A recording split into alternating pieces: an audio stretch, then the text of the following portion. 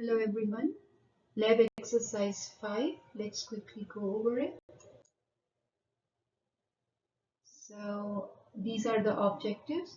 You already have done the pre-lab worksheet. In this lab, we expect you to know the following topics, which are all enumerated over here.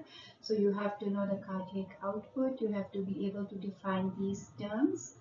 And then you have to know the arterial baroreflexes. You have to know about the preload. The other name for preload is end diastolic volume. And then you have to be able to identify the factors which affect stroke volume. And then you have to understand the concept of blood pressure. And you have to know how to do these calculations: pulse pressure, mean arterial pressure, and the pulse deficit. And then you have to know the physiological explanation of the difference between apical and the radial pulse, and give a physiological explanation how the posture it affects the blood pressure and how exercise affects the blood pressure. Before we start the exercise, I want to go over some of the points. So our the blood in our body, the major reservoir are the veins. Okay, from the venous return, the venous return is the amount of the blood which is returning to the right side of the heart. And this venous return, it comes in the right atrium. From the right atrium, it goes into the right ventricle. From the right ventricle, it goes into the pulmonary circulation. Then it comes from the lungs. It comes in the left atrium. So what I want to tell you, I want to make a point that the more venous return there will be, the more blood is going to come into the left atrium, and from the left atrium it is going into the left ventricle. So when blood is coming into the ventricles are relaxed. We say this is ventricular diastole. When the ventricles are filled up, they are full, the diastole, it ends. At that time, the amount of blood present in the ventricle is known as end diastolic volume, because it is at the end of the diastole. Now the ventricle, it contracts and it pushes the blood into the aorta. And when it contracts, we call it ventricular systole, and the amount of blood which it pushes into the aorta is known as stroke volume. And after stroke volume is pushed into the aorta, some blood it is left in the heart. We call that amount, that volume of blood, end systolic volume. So now this brings us to three terms: venous return, and diastolic volume, stroke volume, and end systolic volume. Four terms. So the more the venous return, more will be the end diastolic volume in the left ventricle. And more is the end diastolic volume, more will be the stretch in the wall of the ventricles. So this the blood which is present in the left ventricle, it stretches the cardiac muscle. The more it is going to stretch, the more forcefully the heart will contract. So this is also known as preload. So venous return, if venous return is increased, the preload is increased, and end diastolic volume is increased, because this preload is because of the venous return and the end diastolic volume. So let me repeat. Venous return is the blood which is coming through the atrium into the left ventricle, and it comes, the blood comes in the heart when the ventricles are relaxing. In the ventricles, when the ventricles are relaxing, this is known as ventricular diastole. At the end of the diastole, the volume of blood present in the ventricle is the end diastolic volume. Now the more blood which returns to the left ventricle, it is going to cause more stretch in the left ventricle. When the left ventricle is stretched more, it is going to contract with more force. So this is known as preload. When now let's go to the ventricular systole, or the ventricular contraction. When the ventricles contract, they push the blood into the aorta, and this amount of blood which is pushed into the aorta is known as stroke volume. Stroke volume, after stroke volume is removed into the aorta, there is still some amount of blood left in the left ventricle, which is known as end systolic volume. Okay.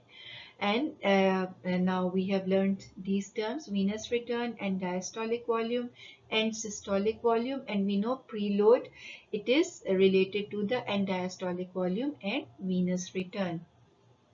Now there is also a term known as afterload. Afterload, it is the pressure of blood in the aorta. More the pressure, more work the left ventricle has to do. So we call it afterload. When the ventricles contract, they have to push against the afterload to get the blood into the aorta.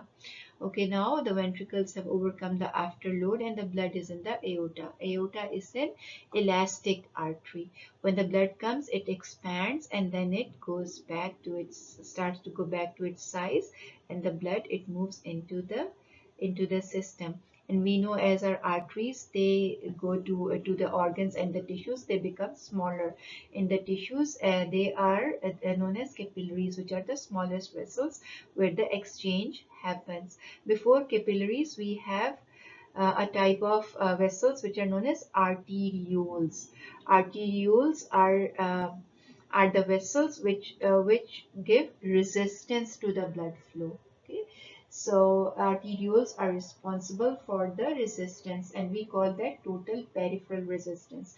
Why peripheral resistance? Because arterioles and smaller vessels are present in the tissues at the level where now capillaries are going to be formed and the exchange is going to be happen. So the maximum resistance which is given to the blood flow, it is at the level of the arterioles.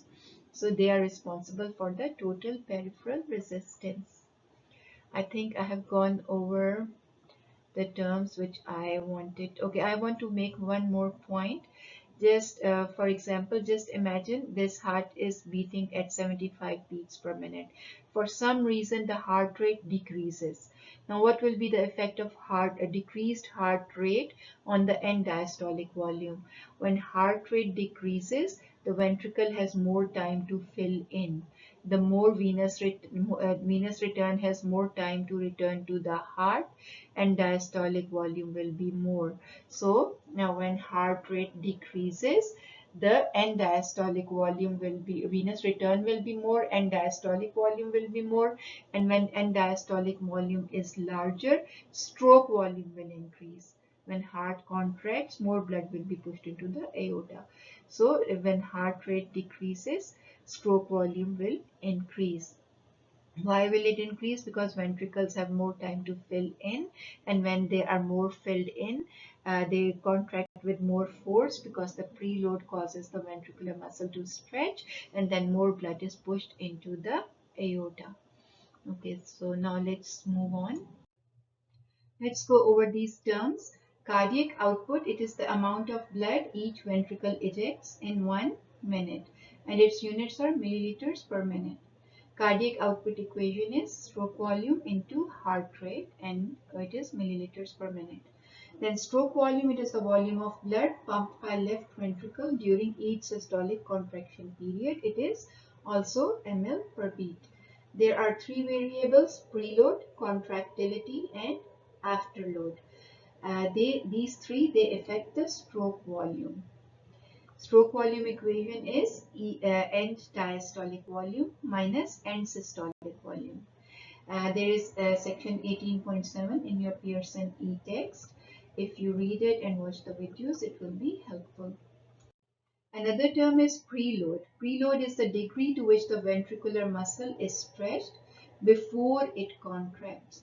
So venous return is the blood which is coming to the heart, and because of that venous return, the left ventricle, when that blood amount of blood comes in the left ventricle, it stretches. Because of stretching, the muscle, it forcefully contracts. So more if we increase the preload, the muscle contractility, the muscle stretch and the contractility will increase. This is explained by Frank Starling's law, which is about the preload, which is the stretch of the ventricular muscle is determined by venous return, which determines end diastolic volume or preload. So end diastolic volume and preload, they are the same. We are talking about the same volume. Then there is contractility. Contractility is the muscle's ability to move by shortening. We have some agents which are known as inotropic agents. Inotropic agents, they affect the force of heart contraction. If they increase it, they are known as positive inotropes. If they decrease, they are known as negative inotropes. Then there is another term which is known as afterload. Afterload is the pressure the ventricles must overcome to eject blood, and it is the pressure in the aorta, because there is blood pressure in the aorta and the ventricles have to work against it, so we call it afterload. So let me quickly revise. Preload is the venous return, which we call the end diastolic volume, which is coming into the ventricle, and afterload, it is the pressure in the aorta against which the ventricles, they have to contract. This is just to give you an idea of inotropic agents. Inotropic agents, they act at ion channels, and they open or close it, and because of that, the ions, they are able to move into the cell, or they are stopped from moving into the cell. That is why they are known as inotropic agents. And so these are the agents which are inotropic agents. This is just to make things clear. You don't have to look into this figure too much. All right. So now I'm coming to your pre-lab assignment. We have already defined cardiac output. We have seen the equation for cardiac output. We have defined stroke volume, and we have seen the equation for stroke volume. Okay. So now this is question number 5 and 6. So heart rate, normal heart rate is 75 beats per minute. Just remember, this is known as sinus rhythm. Okay, so the SA node, it intrinsically fires 100 impulses per minute, right? But because of the parasympathetic nervous system, the heart rate, it decreases to 75 beats per minute. So this is our normal heart rate. We also call it sinus rhythm. And then stroke volume, normally the stroke volume is 70 ml per beat. It means with each contraction, the left ventricle, it pushes 70 ml of blood into the aorta. And diastolic volume, it is 120 milliliters per beat. It means that after, when the ventricles are fully they are filled up with blood, and at the end of the relaxation phase or the diastole, this is the amount of blood which is present.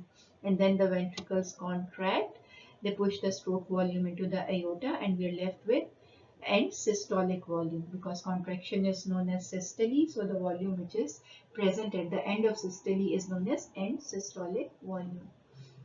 So this is, they have calculated there, they have done some calculation of the cardiac output. You can look into it. Stroke volume is end diastolic volume minus end systolic volume, and it gives us 70 ml. And now if you put it in the formula for cardiac output, we get the cardiac output is almost 5 liters per minute. Question number 7. How do the sympathetic and the parasympathetic nervous system affect heart rate? So sympathetic nervous system, it increases heart rate. Parasympathetic nervous system, it decreases heart rate. In other words, sympathetic nervous system is positive chronotropic. Parasympathetic nervous system is negative chronotropic. Chronotropic means increasing the heart rate. Inotropic means increasing the force of contractility. Then they have asked about the 3 factors that affect the stroke volume. They are preload. Preload, what is preload going to do? Preload is the venous return, which is returning to the heart. And when there is more venous return, there is more end diastolic volume, and we call it preload. And preload, it increases the stroke volume, right? The more end diastolic volume or the preload, the more systolic volume we will have. And then the second factor is the contractility. Contractility, it also increases stroke volume. If the heart, it contracts forcefully, it will be able to push more blood into the aorta. And then the third one is the afterload. Afterload is, it is the blood pressure or the pressure which is present in the aorta, because that is what the left ventricle has to work against. It has to work against the pressure which is present in the aorta. So if the afterload is more, the stroke volume will decrease. Now let's And now let's look at number 9. And in a dash in heart rate increases ventricular filling time. Now just imagine, how will ventricle filling time increase? Will it be more in if the heart rate is more, or will it be more when heart rate is less? When the heart rate is increased, it means that the ventricles are getting less time to relax. The ventricular diastole, it is short, right? Because the heart rate is increased. As a result, the ventricular filling time will be less. But over here they say the ventricle filling time is increased. It means the heart rate will be slow. So when the heart rate is slow, then we will have increased ventricular filling time, and more venous return will come to the heart. As a result, we will have increased and diastolic volume in the left ventricle, and we will have increased stroke volume. So this is 9, and this will result in increased contractility, and they have explained that which factor, why is the stroke volume increased? Because the contractility has increased and also the preload has increased. Okay. So we did a question about the parasympathetic and the sympathetic nervous system. Just let's quickly go over the effects. So we have autonomic nervous system, right? We know it has two branches, parasympathetic nervous system and the sympathetic nervous system. Parasympathetic innervation to the heart is vagus nerve, and in the sympathetic nervous system there are sympathetic nerves. Okay, there is not a specific name, but for parasympathetic it is vagus nerve, and at rest parasympathetic nervous system is dominant. And now I want you to notice that parasympathetic nervous system, there it is only affecting on the heart. Now, whereas the sympathetic nervous system, it affects on the heart. When it affects on the heart, it increases the heart rate. It also increases the contractility. Okay, and then it also affects on the vessels. On the vessels, it causes vasoconstriction, which I told you results in increasing of the total peripheral resistance, right? Because the peripheral vessels, which are the arterioles, they are the major vessels which are responsible for the resistance. So with vasoconstriction, the resistance to the blood flow, it increases. Then sympathetic nervous system, it also acts on the adrenal gland. When we did endocrinology, we said the innermost portion of the adrenal gland is known as medulla, and when it is stimulated by the sympathetic nerve, it secretes epinephrine and norepinephrine. These epinephrine and norepinephrine, they have the same effect as the sympathetic nervous system, and they are also, norepinephrine is also a neurotransmitter in the sympathetic nervous system. Okay, but over here it is being released as a hormone. It goes into the blood. So this is how sympathetic nervous system, it is affecting cardiovascular system. Now there is another thing in the medulla. We have a cardiac medulla in the brainstem, right? Central nervous system, brainstem, medulla. We have a cardiac inhibitory center, and we have a cardiac acceleratory center, and we have a vasomotor center. So this, if we remember these points, we will be able to answer the questions regarding parasympathetic and the sympathetic nervous system. Now, an increase in sympathetic nervous system will increase contractility, because sympathetic nervous system is positive inotropic, and this increases stroke volume by,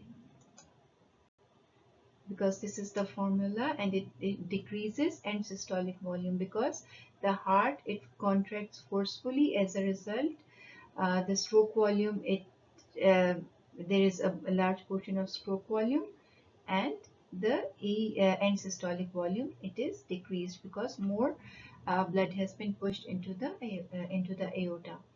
And this number 11, what condition would increase aortic pressure, thus decreasing stroke volume?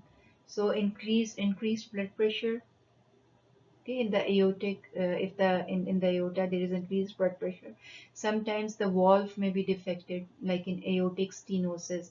Aortic stenosis means that the aortic valve, it is stiff, it does not open easily and readily, and this explains the afterload. Okay, so the afterload, this is the question number 8 I have put in here. Question number 8 was about stroke volume. So this increases the afterload in the stroke volume. So this is how it decreases the stroke volume. The stroke volume is decreasing when afterload is increasing. Afterload is the pressure which is present in the aorta, against which the heart has.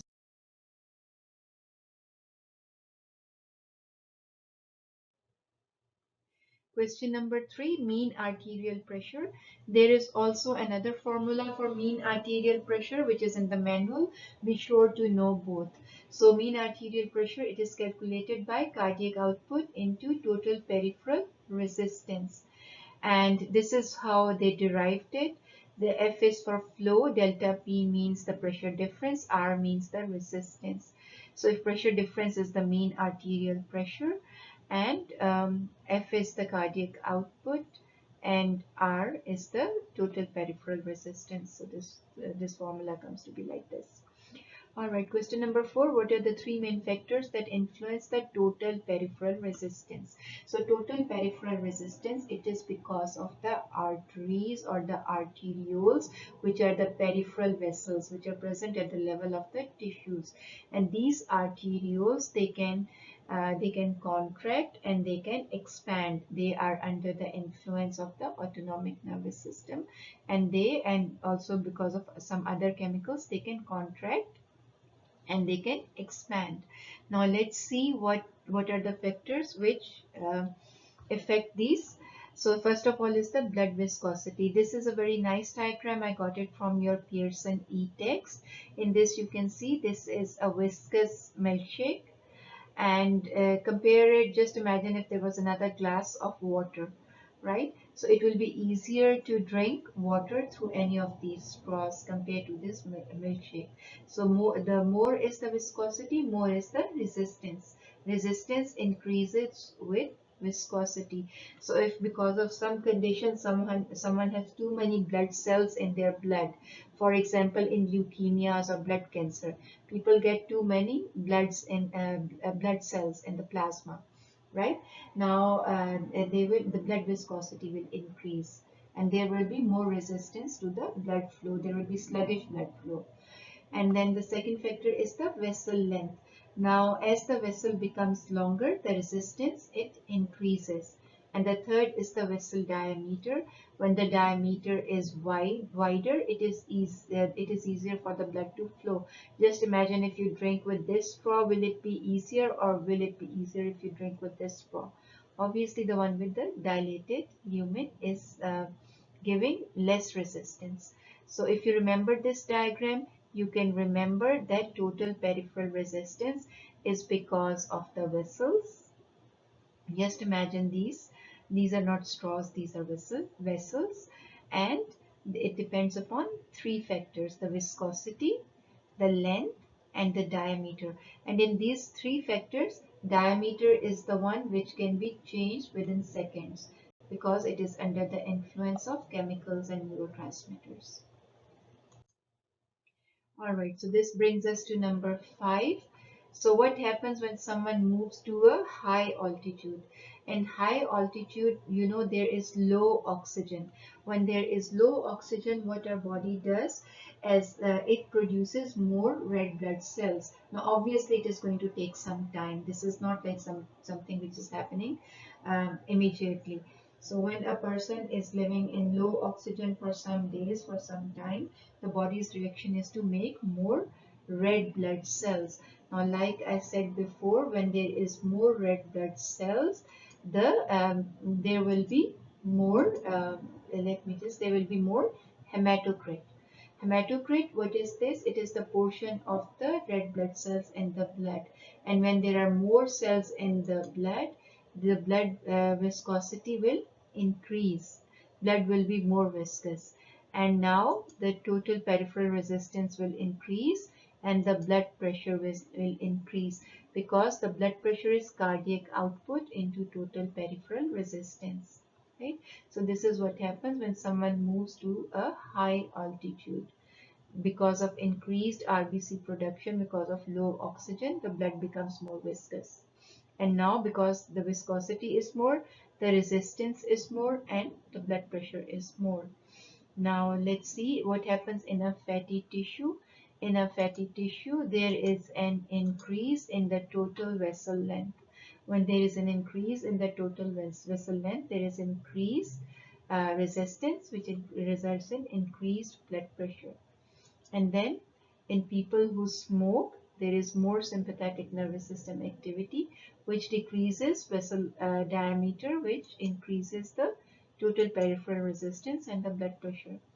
And in number 8, um, in epinephrine, the vessel diameter, it decreases. When we have epinephrine, it decreases the diameter.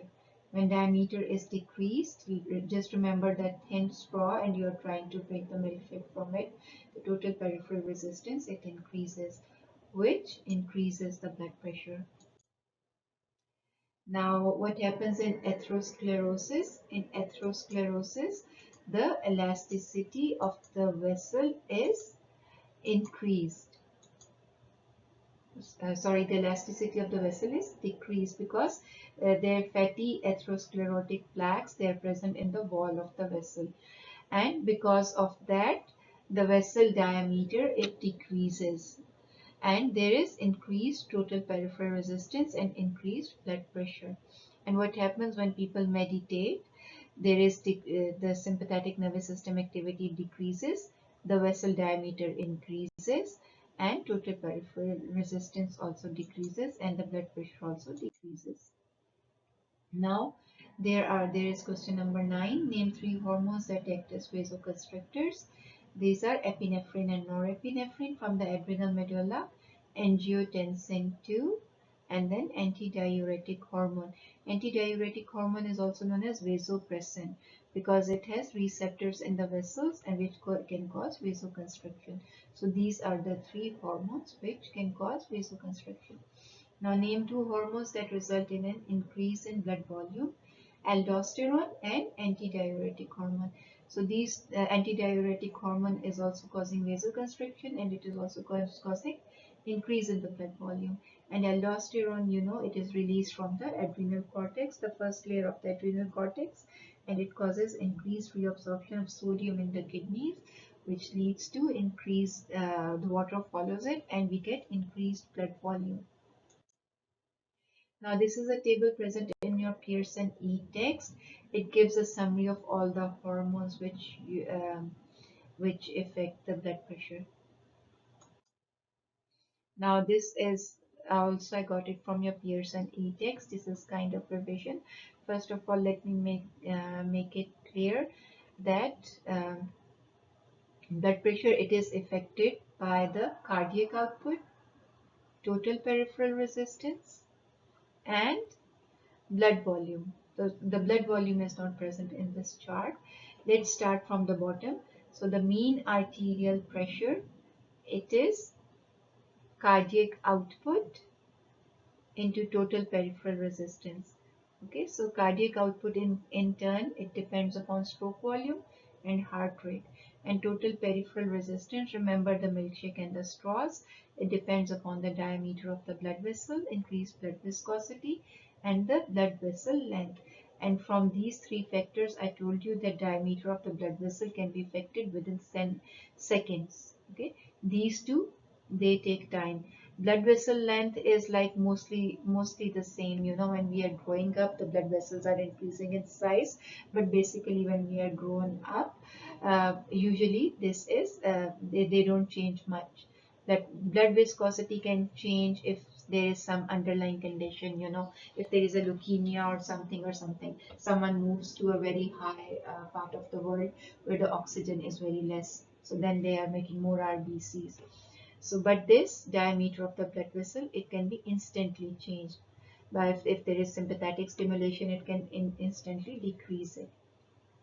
So these are the 3 factors I put stars which affect the blood pressure. All right, now this brings us to the baroreceptor reflex. I hope you have seen this video. So where are the baroreceptors located? In the carotid sinus and the arch of the aorta. And now see, using up and down arrow show the effects of increased blood pressure. So when on the impulses sent to the brain. So when there is increased blood pressure, just imagine the carotid sinus and the aortic sinus, sorry, the aortic baroreceptors, they're detecting high blood pressure. What do? They send increased impulses, and those increased impulses, they increase the parasympathetic nervous system activity and decrease the sympathetic nervous system activity, and they decrease blood pressure like this, because parasympathetic nervous system, when its activity is increased, it is going to increase the heart rate, and sympathetic nervous system, when it's decreased, it is the vessels are going to dilate. Now in number 3, as a result of these changes in PNS and SNS, list an effect on heart rate and blood vessel. Like I already said, the heart rate is going to decrease. The blood vessel, total peripheral resistance, is going to decrease. Total peripheral resistance is associated with the blood vessels. Okay, just remember this. In this question 4, they want us to know what happens when the blood pressure goes down, when there is low blood pressure. I'm sorry for my arrows. So when the blood pressure is low, the baroreceptor impulses are low. It means that there is lesser activity of PNS and more activity of SNS. Okay, and there is increased blood pressure. And as a result of these changes in number 4, the heart rate increases because PNS has gone down, and the stroke volume increases because of SNS and increase in contractility. These two effects on the heart lead to increase in cardiac output. And what happens in the blood vessels? The TPR increases because SNS, sympathetic nervous system, is its stimulation and its input has increased. In addition to effect on heart and blood vessels with decreasing blood pressure, what hormones were released from the adrenal gland? So like I shared in that slide where I talked about the parasympathetic and the sympathetic nervous system, sympathetic nervous system also acts on the adrenal glands, and it causes the release of epinephrine and norepinephrine from the adrenal medulla. This is number 7. In your manual, I think they have wrongly written the cortex. Cortex does not release the hormones under sympathetic system stimulation. The hormones are released by the adrenal medulla, and they are epinephrine and norepinephrine. So what does happen when there is epinephrine and norepinephrine due to the sympathetic stimulation? There is increased heart rate, increased contractility, and increased total peripheral resistance, because sympathetic nervous system is acting both on heart and on the vessels. Parasympathetic was only acting on the heart. Okay. And then sympathetic is acting as a third venue as well, which we are discussing here, the adrenal medulla. Not only itself, it is doing these, it has these effects. These epinephrine and norepinephrine also have these effects. And this is going to increase the blood pressure. Okay, we have already defined these terms. Now let's go over this question number 4. Athletes often have a very low resting heart rate, but the cardiac output is not low. Explain how this could be based on your answer in number 3. What was number 3? What is the formula of cardiac output? Using heart rate and stroke volume. It is stroke volume into heart rate. So the formula is stroke volume into heart rate. Now let's see what happens um, in the athletes. In the athletes, their heart is trained so that the contractility of the heart is increased. They, with each heartbeat, they push a larger amount of blood into the aorta. So that is why, in spite of being a low resting heart rate, their cardiac output is not low, because the stroke volume is increased. With each pumping of the left ventricle, the stroke volume is increased because their heart has been trained like this. Okay, so this I have written here: due to increased stroke volume, as heart is trained to pump out more blood with each beat. And when do ventricles fill with blood? In ventricular diastole or ventricular relaxation. If a heart rate were to increase, what would happen to stroke volume? I already went over it quickly. Stroke volume will decrease. Why? Because there is less time for the ventricular filling. The left ventricle has less time to fill up, so does the right ventricle. But we are talking about the left ventricle primarily. So the stroke volume will decrease with increased heart rate because there is less uh, filling time, and then it means there will be less end-diastolic volume, and we know stroke volume is equal to end-diastolic volume minus end-systolic volume, and vice versa in number 7. If heart rate decreases, the stroke volume will increase due to more filling time and larger end. Now this brings us to the topic of the blood pressure. Please know these definitions and know these terms. All of these, they are important that you know these. Now let me move.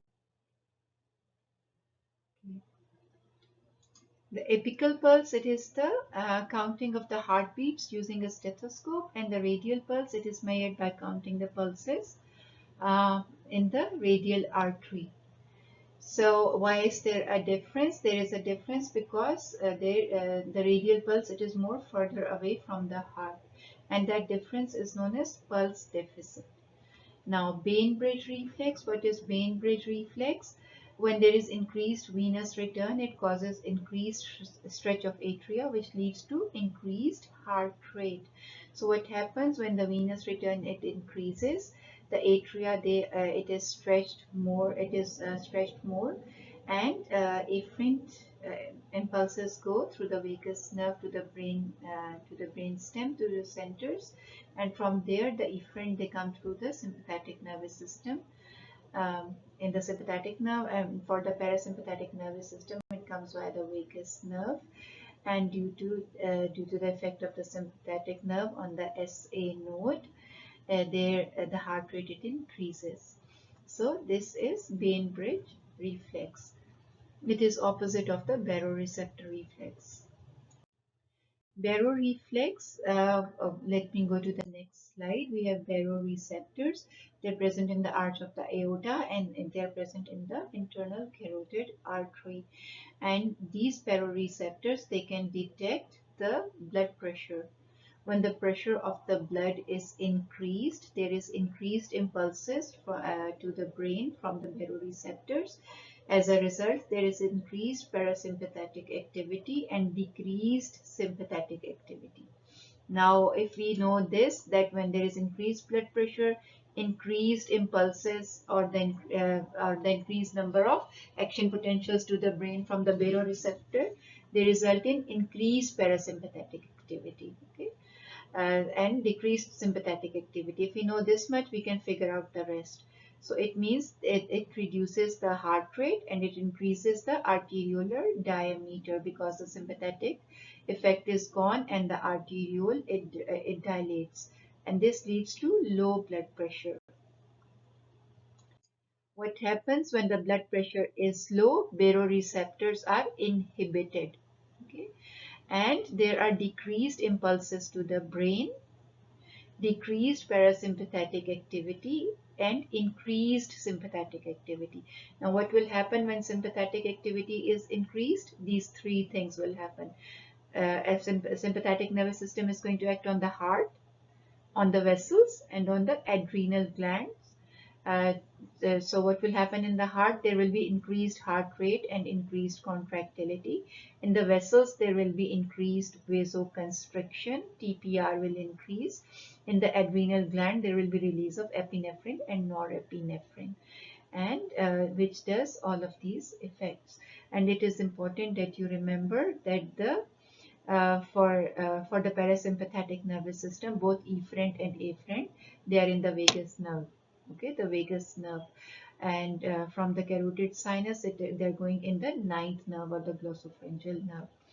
And for the sympathetic nervous system, the efferent, it comes via the sympathetic nerves. Okay, so vagus nerve and sympathetic nerves. These are the two terms you need to know. All right, this is in your textbook. And this is the filled one. When there is decreased in the blood pressure, arterial baroreceptors, afferent, they go to the cardiovascular center. Afferent will go in the vagus nerve and the glossopharyngeal nerve. And then the efferent from the autonomic nervous system. For the parasympathetic nervous system, it is again vagus nerve. For sympathetic nervous system, these are the sympathetic nerves. So as a result, there is decreased parasympathetic activity and increased sympathetic activity. And this leads to increased heart rate, increased contractility in the vessels. Now see, SNS is increased. So vessels, there is increased TPR, there is increased, so all of these resistance, this is increasing. And in the adrenals, we have epinephrine and norepinephrine. And kidneys, they secrete renin. Renin then secretes angiotensin, and angiotensin 2 then stimulates aldosterone. So this is aldosterone will be long-term management. All of these, then they increase the blood pressure. So these are the effects of the increased sympathetic nervous system. Now these are the normal values, you should know them. And please know the term systolic and diastolic. Systolic is the blood pressure which we have during ventricular systole, left ventricular systole. Diastolic, which we have in ventricular diastole. Okay. And this is you have to know the name of this equipment which we use to check the blood pressure. And you have also uh, know that what happens. We did this in the lab, and you have to know that what happens when you exercise, what is the effect on the blood pressure and heart rate, and when someone is resting, what is the effect, when someone gets up from sitting, what is the effect. So, and this is the other formula for the mean arterial pressure. The first one we learned was mean arterial pressure is equal to cardiac output into TPR. So this is the second one. You have to know both. That is it.